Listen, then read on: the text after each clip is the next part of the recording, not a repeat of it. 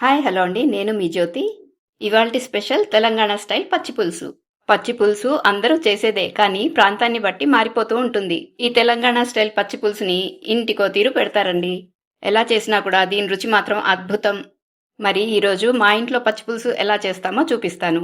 ముందుగా స్టవ్ పైన బాగా కారంగా ఉండే ఒక పచ్చిమిరపకాయని కాల్చుకోండి. పచ్చిమిరపకాయలు కారం తక్కువ ఉన్నట్టయితే 2 తీసుకోవచ్చు. స్టవ్ పైన ఒక కడాయి పెట్టుకొని అందులో 1/2 టీ స్పూన్ ఆయిల్ వేసుకోవాలి. ఆయిల్ వేడైన తర్వాత ఇందులోకి 1 టీ స్పూన్ జీలకర్ర, 3 ఎండుమిరపకాయలని వేసుకుంటున్నాను. వీటిని లో ఫ్లేమ్లో దోరగా వేయించుకోవాలి. మిరపకాయలు మాడకుండా చూసుకోండి. ఆ వేగిన వాటిని దంచుకోవడం కోసం రోట్లో వేసుకుంటున్నాను. ముందుగానే కాల్చి ఉంచుకున్న పచ్చిమిరపకాయ ఉంది కదా, అది కూడా వేసుకొని బాగా దంచుకోవాలి. ఇది మిక్సీలో వేసి దంచకండి, రోట్లో వేసి దంచితేనే కచ్చా పచ్చాగా బాగుంటుంది. ఈ పేస్ట్ పచ్చిపులుసుకి మంచి ఫ్లేవర్ని ఇస్తుందండి. ఇలా దంచుకున్న పేస్ట్ని ఒక ప్లేట్లో వేసుకొని పక్కన ఉంచేద్దాం.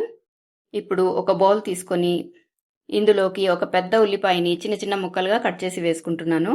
2 రెమ్మలు కరివేపాకుని కూడా తుంచి వేసుకోవాలి. కరివేపాకు మస్ట్ అండి, మంచి ఫ్లేవర్ ఇస్తుంది పచ్చి పులుసుకి. ఇప్పుడు మనం దంచి ఉంచుకున్న మిరపకాయల పేస్ట్ని వేసుకోవాలి. రుచి కోసం 1 టీ స్పూన్ సాల్ట్, ఒక చిన్న కొత్తిమీర కట్టని సన్నగా కట్ చేసి వేసుకుంటున్నాను.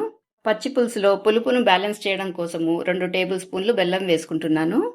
ఒక నిమ్మకాయ అంత చింతపండుని తీసుకొని ముందుగానే నానబెట్టుకొని ఉంచుకున్నానండి. బాగా నానిపోయిన చింతపండు గుజ్జుని దీంట్లోకి వేసుకోవాలి. మీరు గనక నా వీడియోని మొదటిసారి చూస్తున్నట్టయితే ఒక లైక్ కొట్టి సబ్స్క్రైబ్ చేసుకోండి. నా వీడియో నోటిఫికేషన్ రావాలంటే పక్కనున్న బెల్ సింబల్ని ప్రెస్ చేయండి. ఇప్పుడు ఈ బౌల్లో ఉన్న వాటినన్నిటినీ పిండుతూ సారాన్నంతా బయటికి తీయండి. అప్పుడే ఫ్లేవర్స్ అన్నీ వాటర్లోకి దిగుతాయి. వీటి ఫ్లేవర్స్ అన్నీ ఒకదాంతో ఒకటి కలిసిపోయిన తర్వాత దీంట్లోకి 2 కప్స్ వాటర్ వేసుకుంటున్నాను.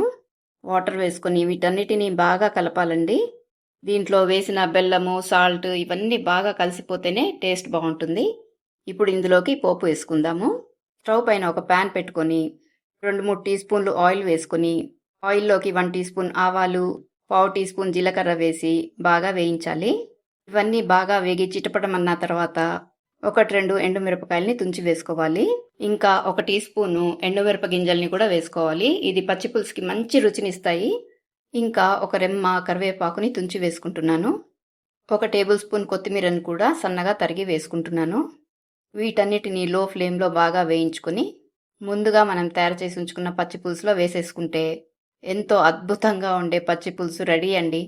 ఈ స్టేజ్లో మీరు ఉప్పు కానీ, తీపి కానీ, పులుపు కానీ అడ్జస్ట్ చేసుకోవచ్చండి. తెలంగాణలో కొంతమంది పచ్చిమిరపకాయలతో పాటు వెల్లుల్లిని కూడా కాల్చి దంచి కలుపుతారండి. మీకు ఇష్టమైతే వెల్లుల్లిని కూడా వేసుకోవచ్చు. మీరు ఏవి వేసి ఎలా చేసుకున్నా కానీ పచ్చి పులుసు మాత్రం ఫ్యాంటాస్టిక్గా ఉంటుందండి. మీరు ముద్దపప్పుతో తిన్నా, రాగి ముద్దతో తిన్నా టేస్ట్ మాత్రం అద్దిరిపోతుంది. పైగా ఇది చేసుకోవడానికి ఎక్కువ టైం పట్టదండి, 5 నిమిషాల్లో చేసేసుకోవచ్చు. మీరు కూడా ఈ అద్భుతమైన రెసిపీని ట్రై చేసి మీ ఫీడ్బ్యాక్ని కామెంట్ సెక్షన్లో షేర్ చేయండి. మరో మంచి రెసిపీతో మళ్ళీ కలుద్దాం. Thank you for watching.